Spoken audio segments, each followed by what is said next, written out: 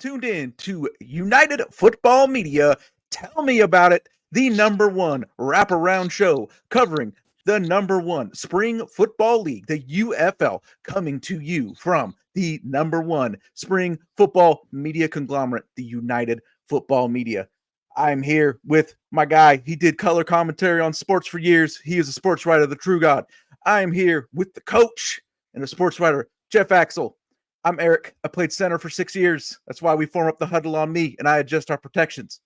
And we have an incredible guest of honor tonight. She is a Texas A&M track and field legend. Her top-tier athleticism and irrepressible and irrevocable charisma made her an internet sensation. She is Miss Kennedy Smith. Thank you so much for being on the show, ma'am. Thank you for the amazing introduction. Oh, so sweet. Hey, it's great to be here. Great to be on with you guys. So Miss Kennedy is involved with the Houston Roughnecks, and we're going to talk a little bit about her role real quick, and then we're going to jump into, that'll be our first game.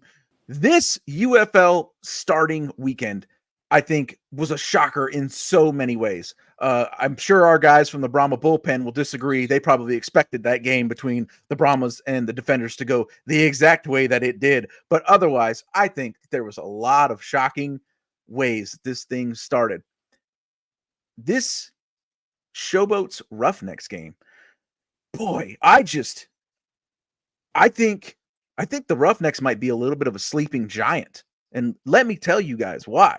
Because, you know, I've been hearing all this stuff about the Showboats, and they're the USFL all-star team. They brought all the good players over from that league. They got Case Cook as the MVP. They got this, they got that.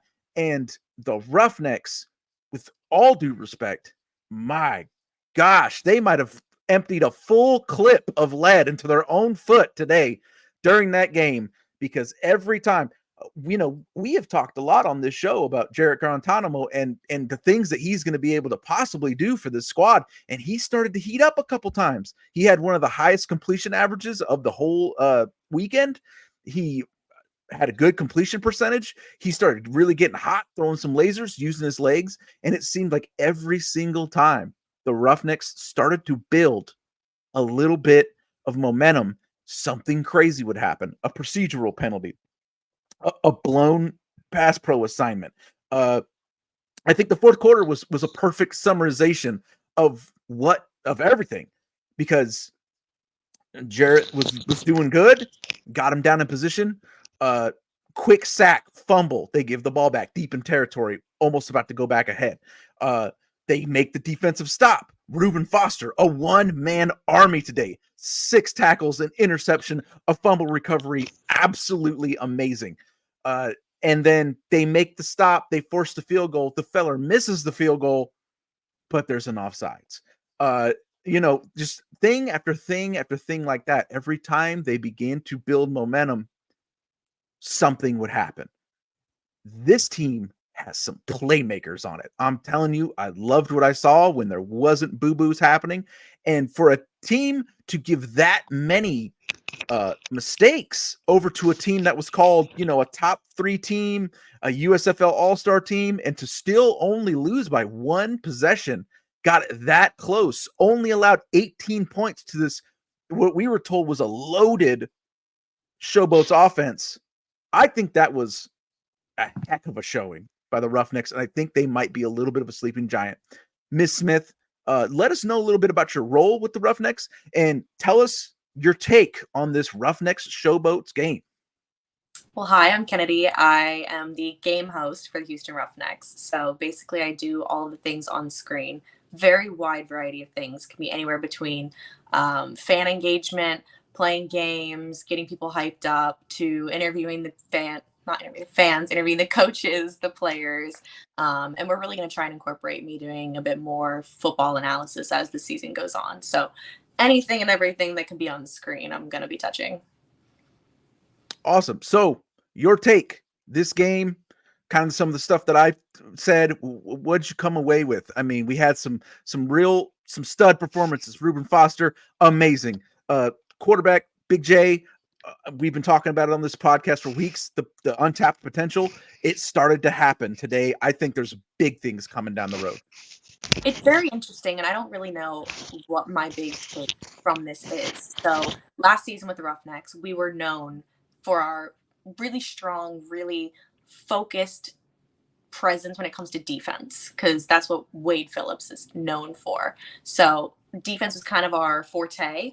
Then coming into this season, we've got head coach CJ Johnson, and he's a wide receiver guy. And then our OC is also a wide receiver guy. So we kind of expected it to be a little more offense focused, kind of leading the front that way. Plus, our running back had the second best stats in the USFL last season. So we expected a lot of the run game. And I kind of expected the score to be a little higher on both ends, if I'm being completely honest, because we did too. Yeah, you've got sorry, my camera's moving. You've got Cookus with the Showboats, who is kind of the quarterback that came from the USFL. So I was expecting a little bit of a higher scoring game, and I was expecting the offense for the Roughnecks to impress me a little bit more. But really, we saw some of that original content from last year, which was more of that good old fashioned Houston defense.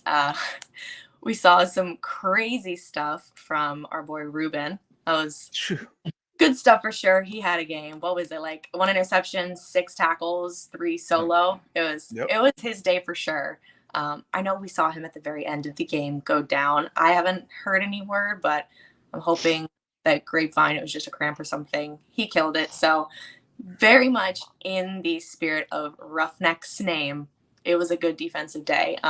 Curious to see, though, how things shape up the rest of the season offensively, because I know up until maybe last week, the question of who our starting quarterback was still in the air. So I know we didn't have such a, like, here's our franchise guy, here's our quarterback, as the Showboats did.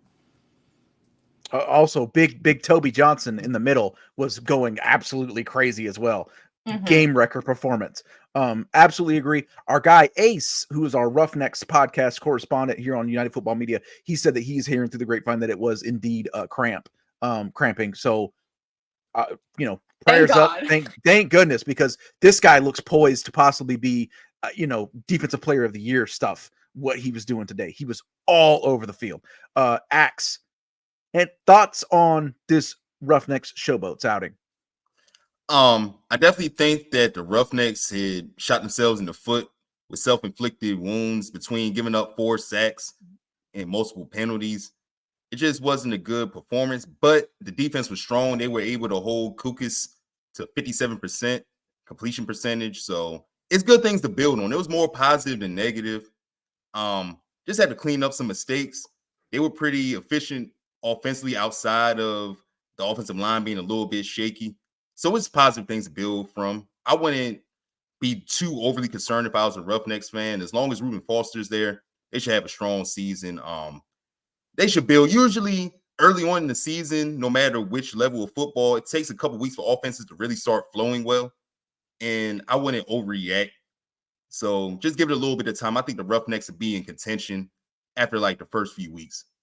Yeah, I think we saw that. I mean, the beginning of the game, it was kind of a rockier start, but it kind of depends upon which team wins if I'm interviewing a player or coach at the end of the game. And it was up until the very last second that we knew that it was going to happen or not, because it was only 1 touchdown away, which we've seen way crazier things happen in the last 3 minutes of a UFL game. These things are high scoring, and you've got all the potential opportunity to get 1, 2, 3 points after a touchdown. So I definitely at the end was like, okay, we're in a better spot. This wasn't some blowout by any means. Definitely, I think once we get the kinks worked out, a lot of potential for the future. True. Thoughts on the Roughnecks Showboats game?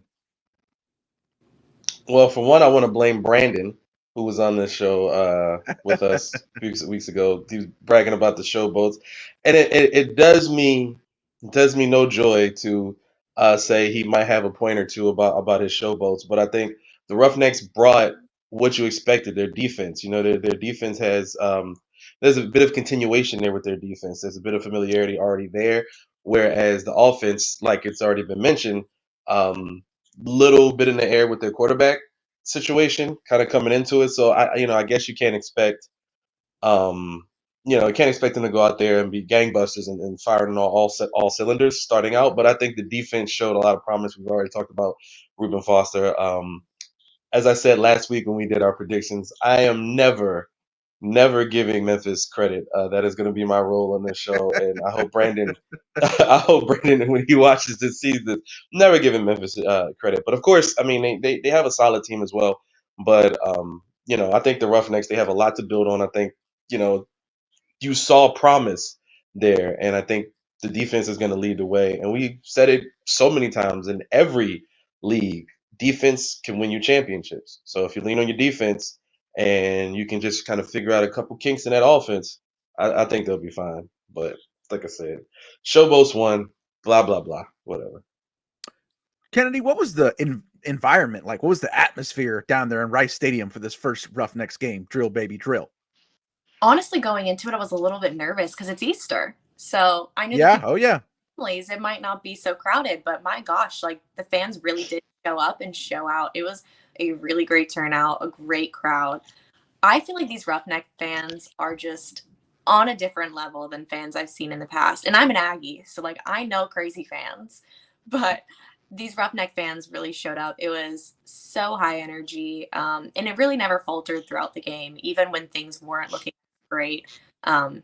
And even in addition to just the fans, we had a really good like celebrity and former player turnout as well. Yes. Little Flip, Oh, really big rapper around here. He was performing during halftime. Yes, sir. he performed during halftime. Awesome. Yeah, he like rapped 2 songs and then gave me his 3 keys to the game. So that was super fun. We had Andre Johnson, little casual, having him there. That was super, super fun. He actually ran out and led the guys out of the tunnel. Then kind of was our honorary captain of the game. Who else? We had Garrick Jones. He was a Houston Texans player, legend. He was there kind of representing all of the NFLPA. And then we had new TSU coach come in. He was there to represent his old Texas roots, coming back to Houston. So, yeah, we had a really great turnout for sure. Fantastic. So next week, do a little preview action. The Houston Roughnecks have the DC Defenders up next. Defenders, and we'll get into that game result here in a little bit. Defenders, pretty darn shaky out of the gate, pretty disappointing. It feels like they're in a little bit of a spiral, and the Roughnecks, maybe if they clean up some things, could be one of the top teams. So what are your feelings and thoughts going into this matchup with the DC Defenders next week? I'm not feeling as pessimistic as I was in the middle of the game. Obviously, there was a moment where we're all sat there, we're like, I mean, yes, we are the Roughnecks, but this is an entirely new league, entirely new team. I mean, last year just doesn't matter when it comes to any of these teams. You cannot take anything from the last season. Like, UFL is not the XFL. It is not the USFL. We're working with new material. That being said, though, I feel like those things that we were talking about earlier, just focusing a little bit more on cleaning up things offensively, staying strong on the defense. And I'm not really worried that Coach Johnson is not going to be working with his wide receivers. If we get a little bit more passing action, running a little bit more. I know that we had a really good day with number 1. I'm trying to find his name. Anthony Ratliff-Williams. He had a really good day. I saw some good stuff from him. So just kind of getting more ground action, I think will round it out a little bit more and not have so much pressure on defense to try and make stops every time, just to not let the game get away from us. Absolutely. Thank you so much, Kennedy Smith, joining us here on United Football Media.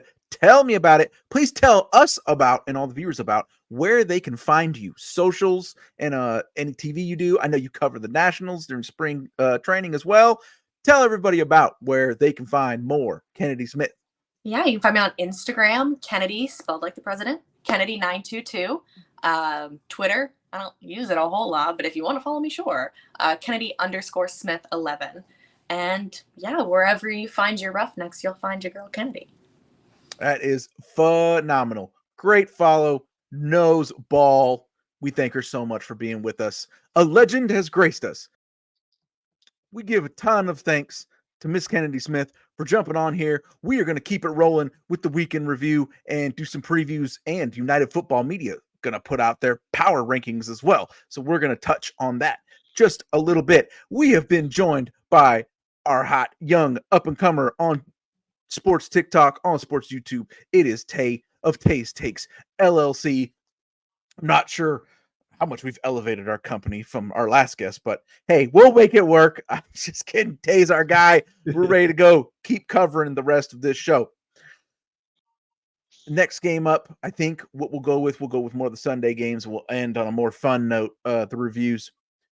DC and San Antonio, man, what a shocker. That was a really, really tough showing out of the defenders. Man, Tiamu was really feeling the pressure. It looks like pass protection is going to be a serious issue this year. And that San Antonio offense, that air raid with Chase Garbers, with this system, if they could do that to the defenders, if they can move the ball like that on the defenders, Garbers was actually the best performer quarterback-wise, arguably, this week. I would say the most efficient. Corral had a little bit bigger numbers, but he didn't. But he got it mostly in chunks at the end of the game in the Birmingham Arlington game. So, Garbers was very efficient throughout. 3 total touchdowns. He was dotting it up in this offensive system against what we expected to be probably the best defense in the UFL. This was a tough watch, man. Defenders. It's very concerning going forward. I don't want to blow things too out of proportion for week 1, but this was a complete no-show. Did not show up. True thoughts on the game? That's what you said. It was just a complete no-show. I think, we've all had DC defenders like high at the top of our boards, and we saw them, going out there, putting on defensive effort, saw them go out there, show their offense. I think on both sides of the ball, I thought they were upper echelon with this UFL, and maybe they took the Brahmas too light. We know in sports that happens, right? You go and you think you're better than the team, and you mentally don't prepare. It's the first week. You're like, oh, we should be able to, and nothing works. And the other team who's been underrated, underappreciated, because let's be honest, we talked about this on the show previous weeks. People did not give the Brahmas their credit. The Brahmas had something to prove. The defenders looked like they were just everybody going through out the there, motions. you should have took that plus 1,500 because it ain't going to be plus 1,500 no more. Yeah, it might be like plus 700. We'll see. But I think the Brahmas came in like we got something to prove. Where the defenders kind of breezing by, and it was a tough watch. I mean, some of the plays that the Brahmas pulled off, man, I was just like, wow. And y'all know the play I'm talking about. Oh yeah, The play I'm talking about. Yeah, like it's just like that right there. I was like, man, get DC out of here. Like I think I took the remote. I said, nah, I'm done. Toss the remote, because it's like at that point, what can you even do with that? They're running crazy trick plays on you, and there's nothing you can do about it. At that point, you just give it up. Try again tomorrow. That's really it. Just try again tomorrow. Tay, we didn't get to see any destroying. He had one practice swing and missed horrifically. But other than that, he didn't get to. He didn't get to. Hey, he didn't get to try any other ones. This DC San Antonio game was something else. Your thoughts? To try to find some positivity for the defenders, Jordan Teamu, he looked all right. It was a lot of. He spreaded the ball out. I'll put it like that. Like I think he hit about 8 different receivers, which is what you want. You're not staring at one guy the whole time. Ty Scott, 4 receptions, 87 yards. That's what you want. That's very efficient. 21 a catch. That's pretty good. Malik Fisher, was all over the place. Like if you watched it, he had 2 TFLs, a sack, 7 total tackles, 4 solo, but it just wasn't enough. Like you got to score. You know, defense can try as much as you want, get as much pressure as you want, but I think it caught us all by surprise. But Chase Garbers played excellent. Yeah, 76 absolutely. completion percentage, For 2 sure. passing touchdowns, 1 rushing touchdown. I mean, this rushing touchdown wasn't long or anything like that, but 3 touchdowns. What else can you ask for? That to me, that was my quarterback of the week. I think he had by far and away the best game at the quarterback position. I mean, and it showed in the offense. The offense was rolling all game, and scores showed it as well. There were several surprises. The 2 biggest ones I saw Axe mentioned in our group chat. Well, the second person I'm going to cover. The first person, Anthony McFarland. Man, he completely erased any concerns that we had about Jalen Samuels getting cut, because Anthony McFarland looked like an absolute star in this offense today. Another guy we wanted to highlight was kind of out of nowhere, and this shows you like camp can only show you so much because you have names stepping up that you did not expect. Jontre Kirkland was out there just destroying things. 8 receptions for 61 yards and a touchdown. A new star is born. It looks like he's going to work out great in this offense. Axe, you had mentioned him and mentioned how impressed you were with this offense while it was going. Yeah, for sure. Shout out to Chase Garbers because he got signed in the middle of last week after we did our last show. So to learn that offense and be complete 70%, and Jontre Kirkland, outside of the fumble, he had an excellent game. Like he was able to get open, be elusive, shake defenders, a lot of yards after catch. Anthony McFarland, he not only did he have a great rushing game, he had a great receiving game as well. So I'm gonna admit I was wrong, man. These USFL conference teams definitely played with a chip on their shoulder, and they played excellent. So shout out to San Antonio for executing a great game plan, and shout out to Brad Wing and Alex Mollett, the center number 55, who caught a 40-yard touchdown and ran it all the way in. Centers So getting it done. Centers getting it done. Big man touchdown. Yeah. Let's go. So great job by San Antonio, man. Like I have nothing negative to say. Brahmas, y'all can go ahead flame us in the comments like y'all been doing. You said we were sleeping on y'all. Y'all might have been right. Excellent performance. Thanks. As far as DC, Tiamu, the offensive line was a little bit shaky. So not everything was on him, but I expect him to play at a higher level. But San Antonio punched him in the mouth to start the season. So they're gonna have to recover. And I was a little bit disappointed in Kiki QT. I thought he was going to have a bigger impact. He had a touchdown that was called back due to a penalty, but I thought he was going to be a little bit better than 14 yards. But DC should bounce back. I hope so. There's it's almost like it's a throw the tape away game because it was just a no-show. A game where we were sitting pretty into halftime, and then things kind of turned. This Arlington Stallions game that kicked off our season.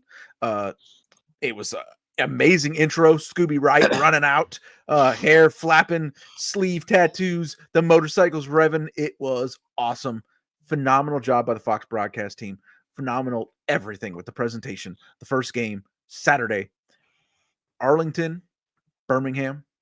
It was a close game going into half. There were parts of the first half where Arlington seemed very much in control, really doing it. Our guy, Luis Perez, showed up, looked real good in the beginning. And then Birmingham started to catch fire, started to put it together. Matt Corral started to get comfortable, started throwing some ropes, made an amazing dime pass into the back corner of the end zone for a touchdown.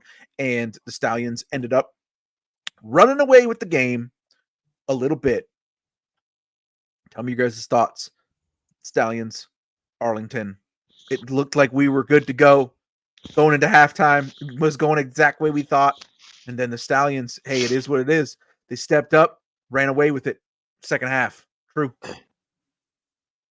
It's just a thing, man, where talent kind of beats out. I think Arlington has a talented team. I think Birmingham is just a little bit more talented. They have stronger defense, stronger offense. I think it showed.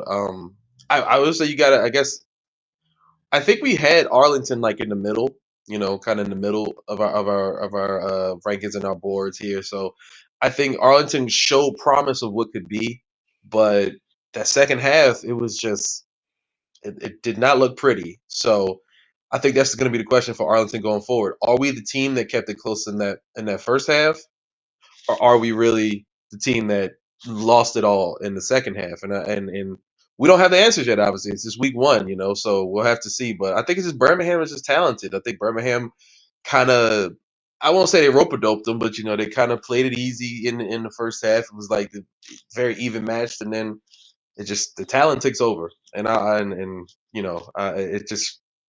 You know how I feel about the Stallions. I think they're the best team in the league. So no shock for me that they did what they did. But I still thought it was an entertaining game up until till like fourth quarter. So Tay, Stallions, Wrens.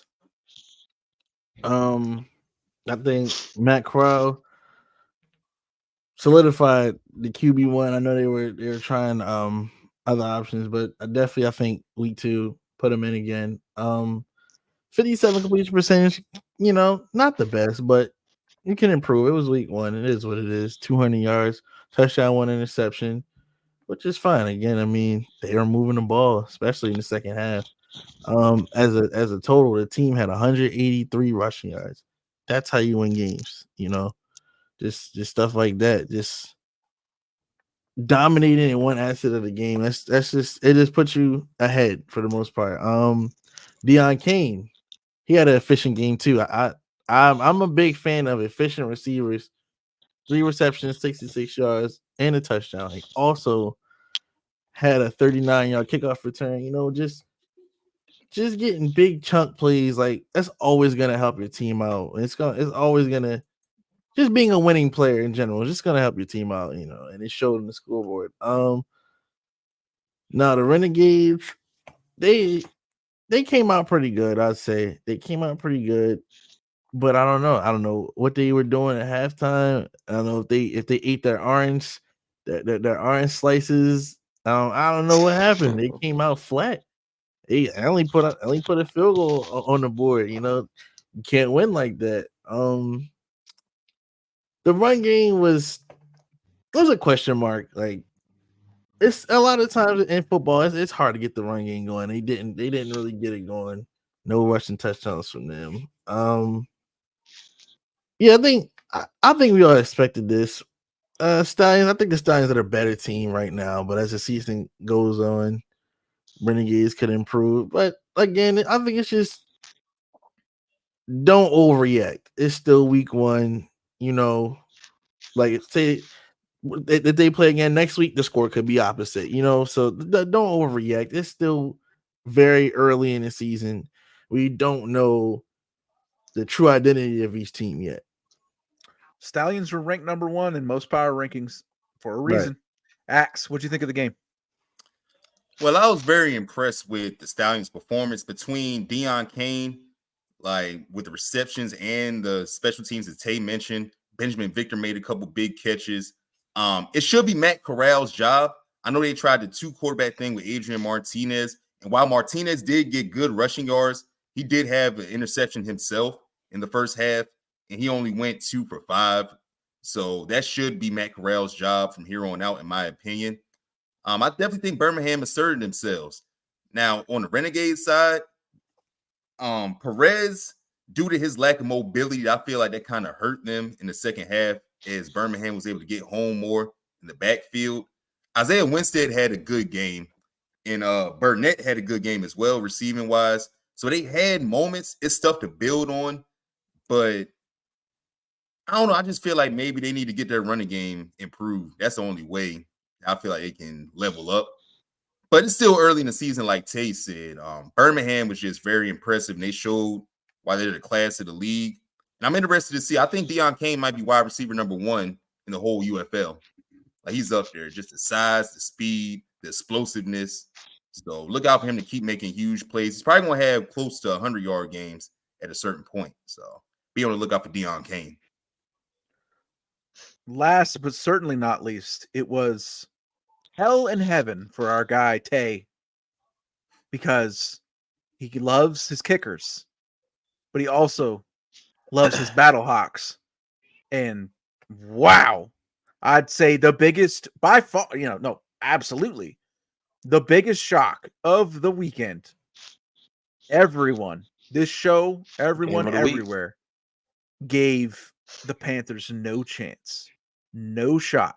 But we did mention on here, defense usually has the advantage early on, especially in spring leagues. This Panthers team has a lot of defensive playmakers. We even called out the names of some guys who ended up being extremely instrumental in this game. Kai Nakua had some rough moments, gave up some plays, but also was all over the field. 12 plus tackles, created a turnover. He was everywhere for them, also making plays.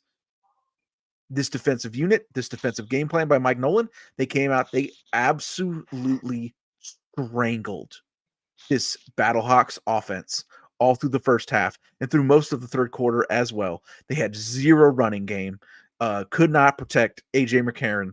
Nothing was working. Panthers were creating turnovers. This offense for the Panthers in the beginning of the game was ghastly, was so bad, but the defense was so good that they kept him in it. They survived, and then EJ Perry got warmed up and got it going a little bit in the second half. And then the kick heard around the world. 64 yards. Incredible job, Jake Benson. Oh my God. He lined up. They try to ice him. He hits it. And I was like, that was a huge, huge mistake by Anthony Beck, because now this guy has it in his head. And that's why I said it out loud. I whispered it because I just couldn't believe what I was saying. I said, now he knows he can make it. Now he just saw himself make it. He's going to have the confidence. He's going to do it again. And the guy went out there and did it again. 64 yards to win the game. We might be in a situation for the first time where a UFL player is getting calls by the NFL right at the beginning of the season. How is that going to be handled? There's arguments to be made. You guys, game of the week, amazing fourth quarter. BattleHawks did get it together a little bit then. Overall, shocking game flow, amazing fourth quarter. What else could you possibly want? Tay, I got to come to you first because this is the Tay game. Are you conflicted in your heart because the kicker was the star of the game, but your flashy, amazing BattleHawks offense got smashed in the mouth?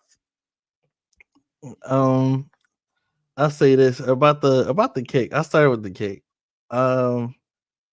There's something we need to investigate Ford Field. There's something about these kickers. They get the Ford Field. They can kick 85-yard field goals. I need to look into that. I need to investigate that field because that's not the first time someone's had a big kick like that. But like I said, I mean, I think kickers are important. Like just stuff like this, get down the field just enough, and you rely on the kicker to break records and make history. So no, I couldn't have been upset at that. Again, like I said before, for the last game, it's week 1. A lot of great teams lose early, but never count them out. I think AJ McCarron played good. The run game wasn't really there. The ball was definitely spread out. I think it was 8 receivers again. Each of them caught at least 2 passes, so that's good. That's what you want to see. You want to see versatility. Didn't really get to the quarterback that much. EJ Perry, he kind of saved himself. He definitely saved himself. First half, there was nothing there. 2 interceptions. It was looking crazy. Yeah. Looking crazy. It was near disaster time after time after time. Also, I want to correct myself. Jake Bates. Don't know why Benson. I think it's because we did our NFL draft episode the other night talking about Trey Benson. Jake Bates, the man of the hour, 64-yard field goal. All right, keep going, Tay. Yes. West Hills, 85 rushing yards, 11 carries. That's 7.7 yards a carry. That's what you want out of a running back. Like that, you can't ask for more than that. Like lead the way. Some if the quarterback's not playing up the par. You need someone else. Go to the running back. That's what you want out of a running back. Yeah, EJ Perry, he had 2 rushing touchdowns. They weren't these long runs, but getting in the end zone, still getting in the end zone. Yeah. And like y'all said before, kind of cool. All over the field. 2 tackles for loss, 1 sack, 11 total tackles, 8 solo. I mean, you got a versatile playmaker like that. That sounds versatile to me, That's especially in this Nolan defensive system. yeah. Axe, what'd you think of the shock of the week, the game of the week? Well, I was wrong. I'll admit that I did pick the BattleHawks to win, but the physicality that the Panthers played with on both ends, like Tay said, running back had 85 rushing yards on 11 carries, and they were just physical, weren't allowing huge chunk plays. But as far as the BattleHawks, shout out to Marcel Aitman, who would have had the game-winning touchdown. He made a lot of big plays in that fourth quarter, a lot of contested catches, but they tried to ice the kicker. He melted that ice, hit the first 64-yarder with ease, then hit the second 64-yarder, and had it hit the back of the goal, like hit the net. So could have gone from further. Yeah, it could have went 70, in all honesty. And the fact that he hasn't kicked since 2017, 7 years without attempting to kick, and then you come in and hit that, it's just amazing. And that's what makes this league so dope. The fact that you can get these opportunities that they may not gotten without this league. So it's great to see that story. I think St. Louis would be fine. Willie Harvey was all over the field, making a lot of plays. That's a great defender. Like Mike Rose as well. Absolutely. Yeah, so Mike Rose at linebacker. Yeah.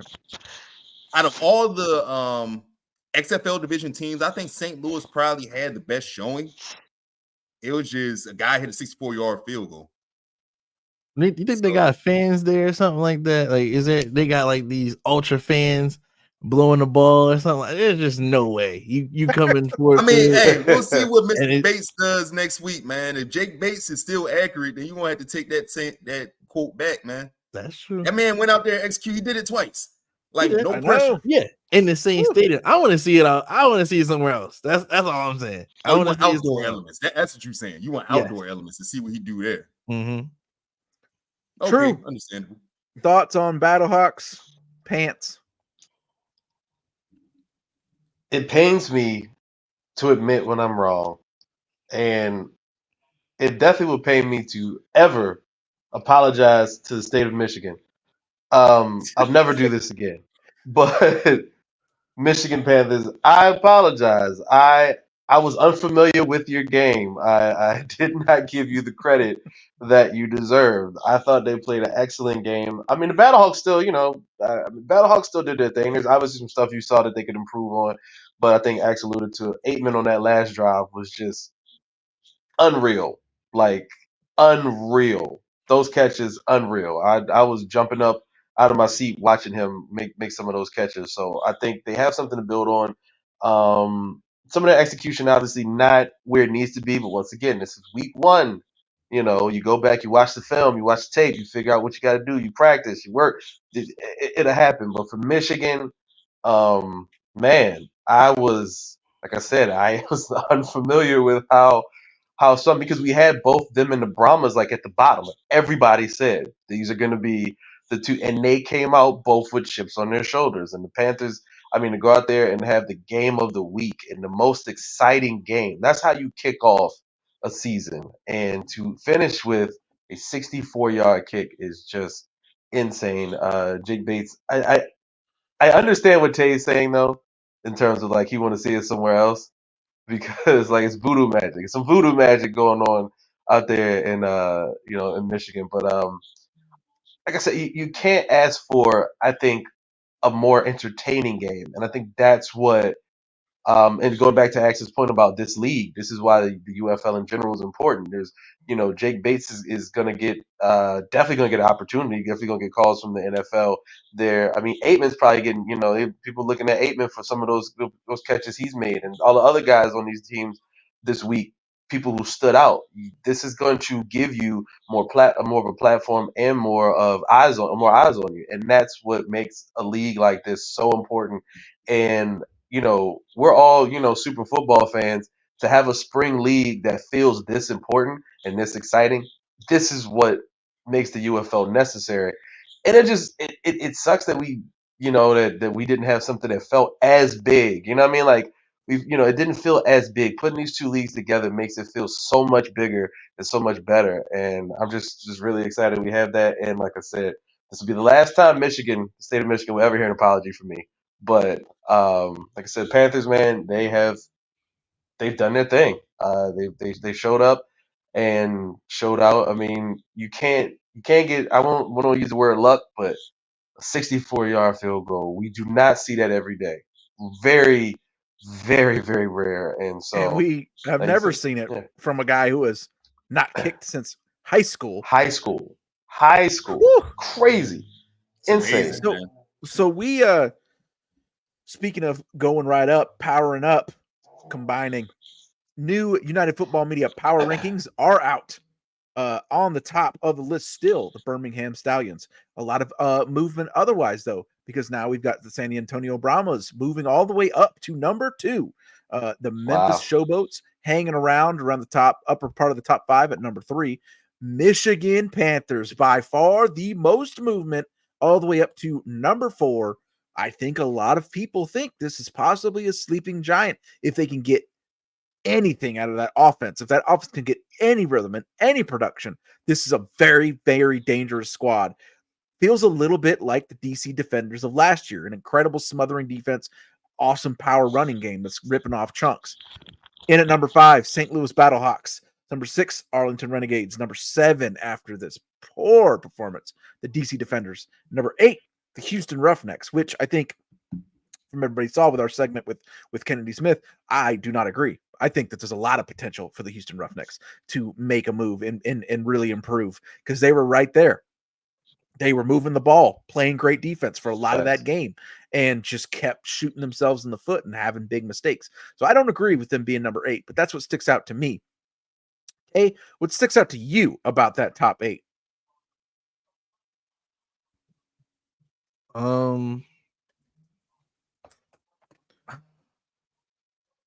Honestly, I don't mind it. I honestly don't mind it. Like I understand why each team is there. You know, if you don't have any wins, you're definitely 5 and below. So I honestly don't have anything. It's perfect, honestly. Like I can't argue with it. I mean, you know, you win, you're at the top, you lose, you're at the bottom. And I mean, it is what it. There's no different from 8 to 5. Like Yep. you lost, but you have the same record as the teams below, you know. So I can't argue with that. I think the list is perfect. Axe, any thoughts? Anything stand out to you about the newest power rankings?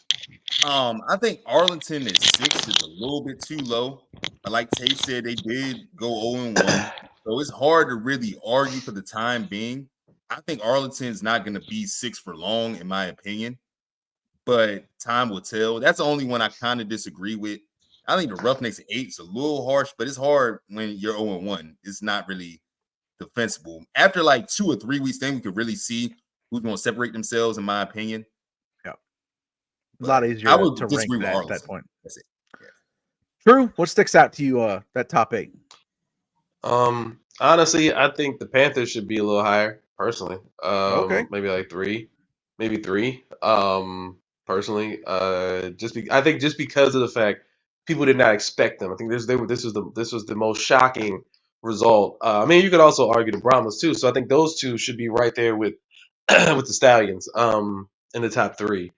Also, I'd put the DC Defenders at 8 and put the Roughnecks, 7 personally. So 7 at that's least. Yeah.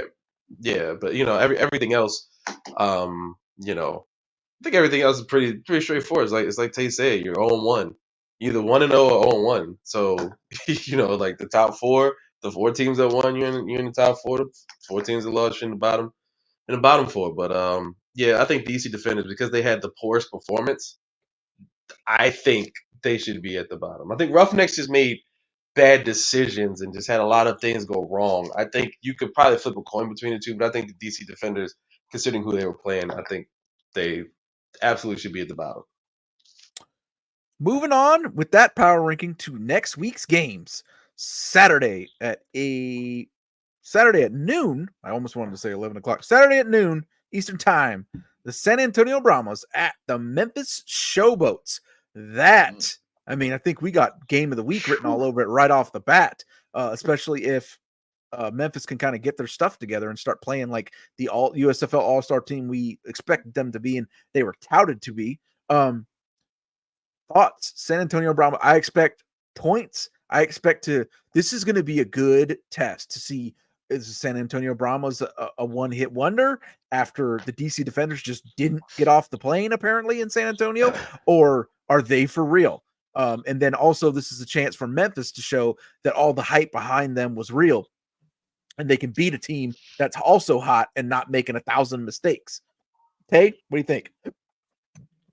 I think I'm gonna go with San Antonio. I like how they played last week, and Memphis kind of worries me because their leading rusher is their quarterback, and he has 16 yards, and I don't think that's a recipe for success long term. Yeah, I really like how San Antonio played. Like, I know I bashed them in the beginning of the season, but I really like how they play. Like, they just look like they belong more than anyone else. So yeah, for that game, definitely gonna go with San Antonio to go 2-0. Axe, San Antonio, Memphis. I'm gonna roll with San Antonio based off the physicality they played with. I really like what I saw from McFarland. I like what I saw from John Trey Kirkland. And I just feel like they'll be too explosive offensively. I'm not sure if Memphis will be able to keep up with San Antonio.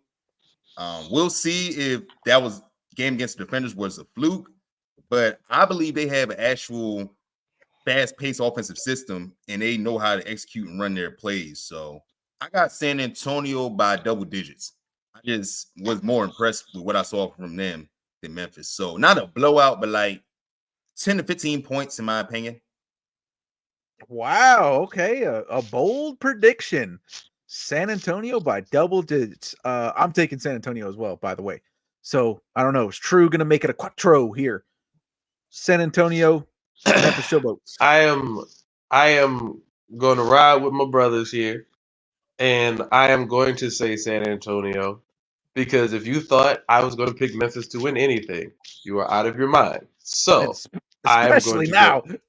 Yeah, absolutely. So no, San Antonio to me, what they showed, against DC, I feel like they can replicate that against Memphis. I think to me, I thought DC was a stronger team than Memphis, and to see how San Antonio kind of just handled them, I think they can replicate it. I think first of all, their momentum is going to carry over into this next week, and their confidence also because you were people doubted you, people said you weren't going to be this. The odds makers even said if you take them to win a championship, you're plus 50. You're at the bottom of the list. So I think they're motivated by that, and I think they'll go. I'm gonna agree with X. I'll say double digits. I'll go. I agree. I'll say double digits too.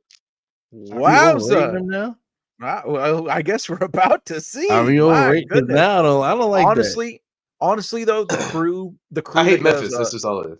the crew that does Brahma bullpen is a lot tougher than a lot scrappier dudes than Brandon on a yacht club. So I'm cool with it. I'm okay with us being bullish on the Brahmas. That's right. The next game on Saturday, 8:00 Eastern, the Disappointment Bowl. No, it's going to be a nightcap in the Dome in St. Louis. It's going to be insane. Arlington Renegades, St. Louis BattleHawks. I definitely got to go BattleHawks. You got to think that they're going to get it together after a huge disappointment. You got to think that things are going to come together. They started to come together in that fourth quarter. They got it figured out. I think there's going to be carryover from that. The home crowd is going to be absolutely insane in that building. Probably 40,000 plus. Night game. Oh boy. St. Louis BattleHawks over strong. What do you think, Tay? You already know who I'm picking. I'm not picking Renegades. I'm definitely going with the BattleHawks at home, night game on a Saturday. Can't ask for anything better. I got AJ McCarron, 275, 3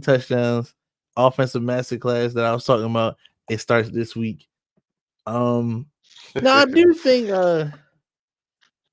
the Renegades can play. They can play solid. You know, they can play solid, but I think when the game's over, they'll be 0-2. Get St. Louis up on the power rankings. And yeah, I don't know. I just think St. Louis is the better team. They just had a bad week. You know, It's going to be a little bit stunning. Our XFL champs, 0-2 to start off, and not a long season. They're going to have to get it together very quickly after that, if that does befall them in this game.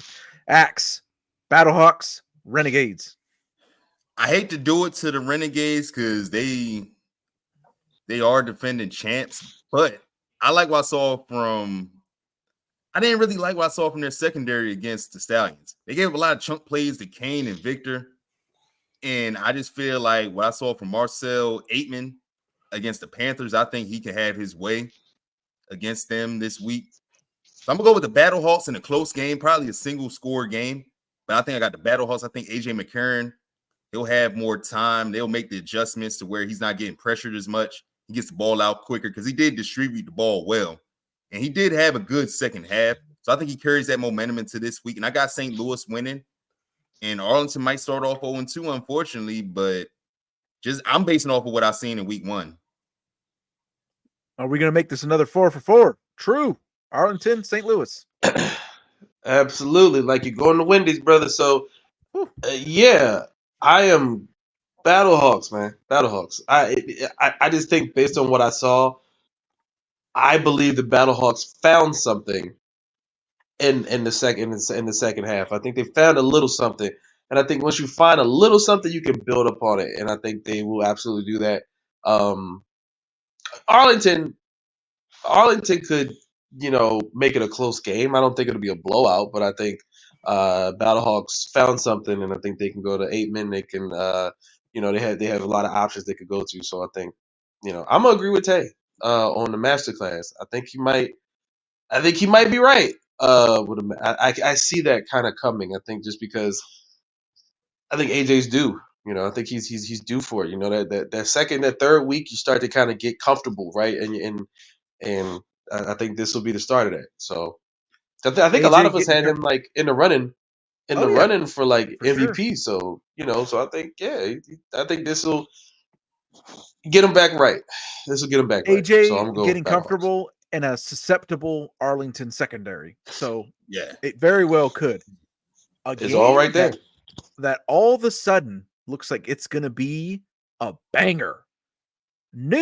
High noon on Sunday, the Birmingham Stallions and the Michigan Panthers. I hope that the Panthers get their purple pants out, so they're because the uniforms are so similar to teams with gold helmets and gold pants. But the Panthers have a purple set so they can get out plum. I know one of the guys from UFM is gonna be in the comments correcting me if I don't correct that. Plum pants. I hope they get out that monochromatic set so it's not confusing. This game is going to be super physical. Can this Panthers defense stand up against this big-time Birmingham offense? Can they get a little bit more from their offense earlier on to keep this close? I'm highly looking forward to it. Another one, kind of like San Antonio, where it's like, okay, we're really going to see if these guys are for real early. I think I'm still going to have to take Birmingham, but man, this is intriguing. Tay, what do you think? I'm gonna go with Michigan. Oh, yeah, riding the momentum. Yeah, I think so. I think good defensive teams have an advantage. I think West Hill should have another big game on the ground.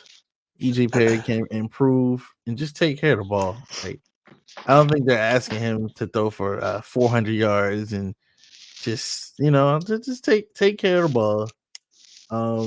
Make the right reads and play safe football. The defense is behind you. Yeah, I'm gonna go with I'm gonna definitely go with Michigan and start the season off surprise 2-0. Would be Axe thoughts, Panthers, Stallions. That's a big surprise. I'm gonna have to disagree.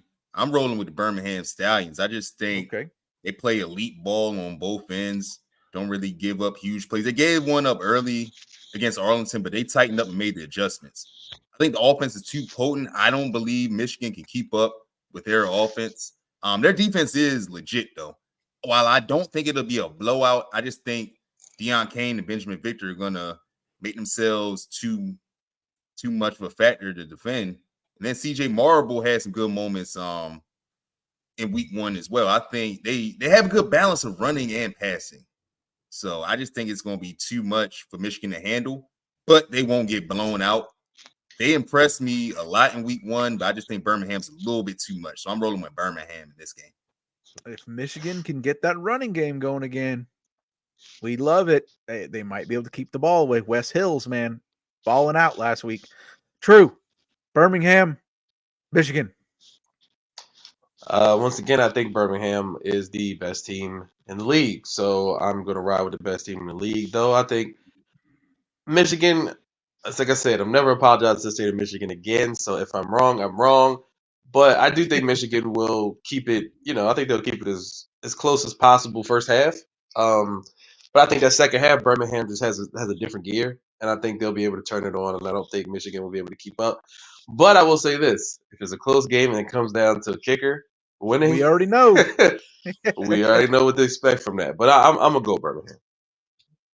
Last game of the weekend, another one that could have the big-time emergency alarms going off. Oh, the DC Defenders going to start off 0-2. Something nobody would have predicted before the season. They're going against Houston Roughnecks. I would think we've covered it a bunch of times. I think the Roughnecks have a lot of potential. Are they going to be playing a DC team that's too motivated, though, to show that was a blip on the radar, a burn the tape type game? Are they going to come out and play better? Houston, DC.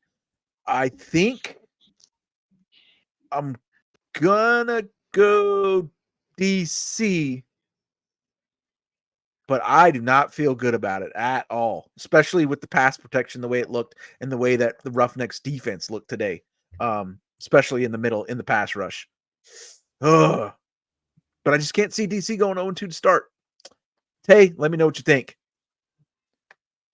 I'm going DC. I might actually try to go to this game. I live an hour away. I believe it's down in Houston. No, it's in DC. Oh yeah, it is in DC. Oh, okay. Well, that changes things. I feel a little bit less worried. I don't know why I didn't think DC didn't have a home game for the first couple of weeks. Yes. All right. So if it's in DC, I think DC is going to get it cleaned up. And that home crowd, one of the best home field environments, even though it's smaller, it's right up there with St. Louis. I think it's going to, I'm a little less worried now. Might lift DC to a win. Go ahead, Tay. Yeah, I'm definitely going DC. The turnaround game. I think they just had a bad outing last week. Like first week jitters, it happens. Like everyone just doesn't come out, just guns blazing. Like they're gonna be sometimes. They're gonna be, especially the first game. A lot of times you'll come out flat, and that's just what happened with them. I think pass protection can be improved. That could have just been a fluke, honestly. I think they got one of the better quarterbacks in the league on their team. Ty Scott, again, last week had a great game. They do have to fix the run game, but I don't think Houston has a good run game either. Their quarterback is a leader. Every time I see that, if your quarterback is the leading rusher on your team, and that's not really their game, it's kind of like, it's like a red flag. Yeah. Like, it makes me question your offense. So, yeah, but like you said, home field advantage, especially last year, their home field advantage was crazy. I'm definitely going DC. I think they'll take care of business and show us why they're the same team as last year. Perfect get right game scenario for the DC Defenders. Axe, thoughts on that game? DC, Houston. Well, both of these offensive lines need to redeem themselves. They both gave up a lot of sacks to the quarterback. I'm going to say DC, but it's going to be a close game.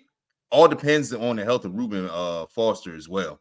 Like as we said earlier, it's likely a minor injury, but if he's not 100%, I think that definitely affects Houston's defense in a major way, especially if Tiamu can get some things going. I just believe in the defenders a little bit more in this game. It'll be close, but I'm gonna say defenders by about 10. Close, but 10. Yeah, like between 6 Well, and 10, something like that. Yeah, it'll be close, but they'll run away at the end. True. Yeah. Are we going big 4, DC over Houston?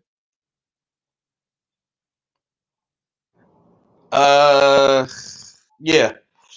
I thought about for a second, I was like, because of our guest today, I wanted to give Houston some credit, but nah, I'm gonna go with what I believe. And I think absolutely DC will show. I mean, because it's a home game too, I think that makes all the difference. And I think DC has something to prove now. I think they took San Antonio too lightly. I don't think they'll take Houston lightly. So I'm going with perfect DC. get right game. Home field advantage, motivated, maybe went out there and kind of slow rolled it, kind of just thought they were going to roll out of bed and make it happen this week. Obviously, hopefully it was a wake up call. We hope that you have received a wake up call here on United Football Media. Tell me about it. Please look around the rest of the channel, man. We got it all. We got the Brahma bullpen. Love what those guys do, covering the San Antonio Brahmas.